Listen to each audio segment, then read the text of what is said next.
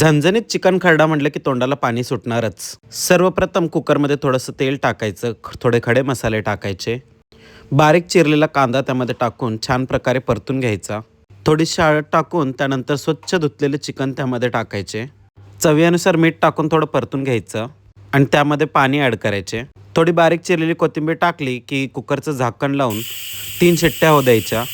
आपलं आळणी chicken ready होईपर्यंत खरड्याची तयारी करूयात. एका पॅनमध्ये थोड्या हिरव्या मिरच्या, लसूण, मोठं मीठ 5 मिनिटं भाजून घ्यायचं आणि त्यानंतर खलबत्त्यामध्ये छान चेचून त्याचा खरडा बनवायचा. त्याच पॅनमध्ये थोडं तेल टाकून खरडा टाकून छान भाजून घ्यायचा. आपल्या आळणी चिकनचे पीसेस त्यामध्ये टाकायचे आणि छान परतून घ्यायचे. सर्व एकजीव झालं की थोडीशी हळद टाकायची. त्यानंतर थोडं आळणी पाणी टाकून 5 मिनिटं शिजवायचं.